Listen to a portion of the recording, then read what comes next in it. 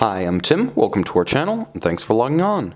Today, we're discussing the Audemars Piguet Royal Oak Offshore Singapore Grand Prix 2008 limited edition of 250 pieces in steel and forged carbon. You can see this tribute to the infamous 2008 Singapore Grand Prix and purchase it on our website. Subscribe to our YouTube channel if you enjoy these videos, and please click on the card in the upper right-hand corner of the screen at any time during this video to see our full sales listing for this watch with additional accessories included in the sale, high-resolution images for your desktop, and naturally complete pricing details for this Singapore Grand Prix 2008 limited edition of 250 pieces.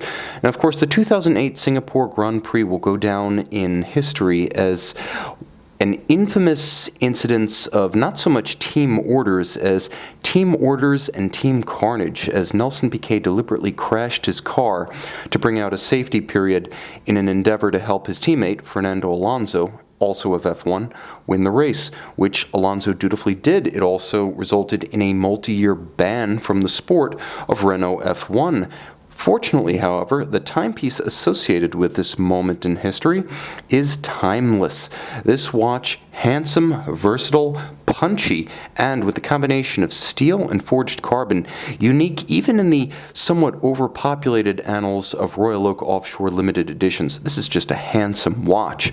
Now, you can see on my 16 centimeter circumference wrist, it's a 42 millimeter Royal Oak Offshore, but it does weigh less. It wears lighter than a standard offshore, and that's all to the credit of the forged carbon case. The case is 42 millimeters across the round from 9 to 3, not including crown guards or chronograph pushers. It's 14.9 millimeters thick.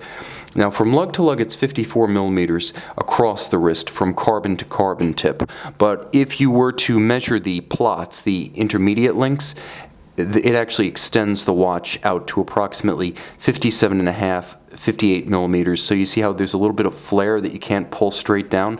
That extends the watch so that it wears more like a 44 or a 45 on the wrist, but it is light.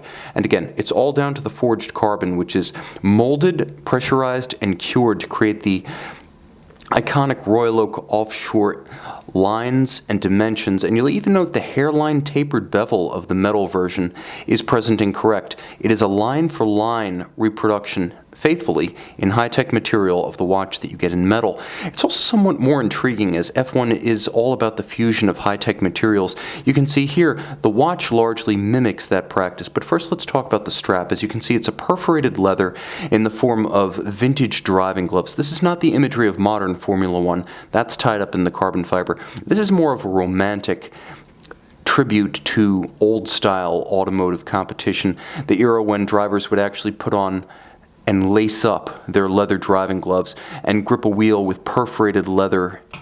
And on both sides, you'll see that the watch is striking. It features a suede back that is created from Alcantara. This is where the high-tech element comes back into play. Material that's used to line modern racing steering wheels. Effectively, Alcantara is a synthetic suede. You'll also note the double stitch on the top, bolstering down the center, and a full Audemars Piguet logo-style clasp, all of high polish, giving you extra security when donning or removing. The case is handsome, but the bezel is striking. As you'll note, the watch features blackened hexagonal stainless steel bezel bolts. In profile, you can see rounded and polished from head-on, satin finished. You'll also note that the mega tapisserie dial has been reimagined with a gorgeous red. It looks a little bit like the Rhone Fusterie limited edition from 2008, but make no mistake, these are not the same watch. They are very distinct in color as well as composition. All luminescent. You can see there's a tachymeter scale, base 1000, used for gauging the speed of an object over a fixed distance. And then rotating over, you can see the same striking red featured on the crown shoulder as well as the polymer covers to the chronograph pushers.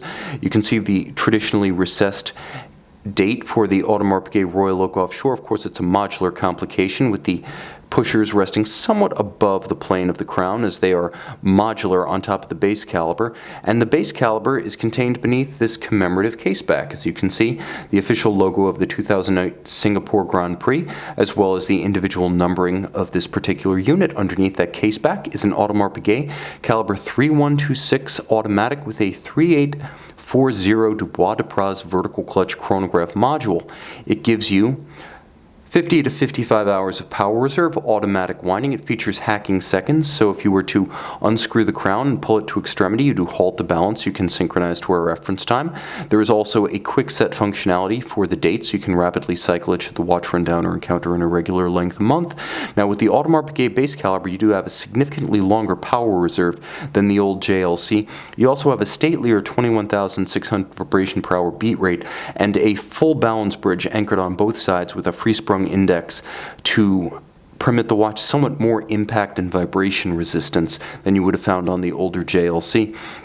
The watch with a screw-down crown is water resistant down to 100 meters, so though this is a land sports themed limited edition, nevertheless throw it on a diver style offshore rubber strap and this one is ready to take the plunge.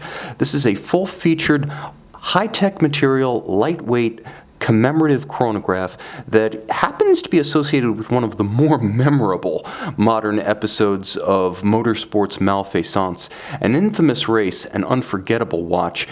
Own the memory of each one and buy this timepiece on our website.